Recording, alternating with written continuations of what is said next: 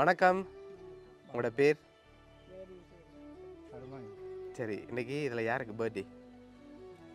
உங்களுக்கு. சரி, உங்களுக்கு எப்போ பர்த்டே? ஓகே, 2 பேருண்ட பர்த்டேக்காகவும் உங்களுக்காக பரிசு வந்திருக்கு. சரியா? உங்களுக்காக பர்த்டேக்கு யார் அனுப்பியிருப்பாங்க? ஓகே, எங்கே இருக்காங்க அவங்க? சுவிஸில் இருக்காங்க. வேறு யார் அனுப்புவாங்க? பேரப்பிள்ளையோட பேர்? ஓகே, வேறு?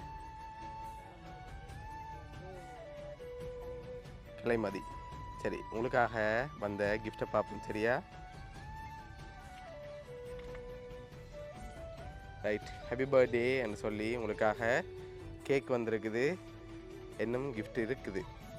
சரியா? சரி, உங்களுக்காக வந்த கேக் யார் அனுப்பியிருக்காங்கன்னு இருக்கு, அதில் பாருங்க. அப்படியே ஹாப்பி பர்த்டே அப்பம்மா அப்பப்பான்னு சொல்லி வந்திருக்கு. சரியா? ஓகே, யார் அனுப்பியிருக்காங்க நீங்கள் எதிர்பார்க்குறீங்க?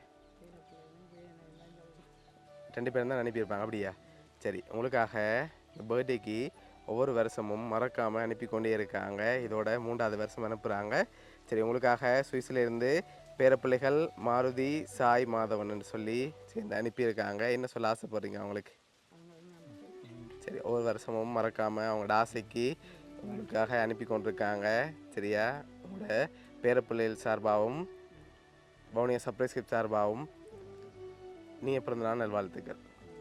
சரி, ஓகே. வேறு ஏதாவது சொல்ல ஆசைப்படுறீங்களா?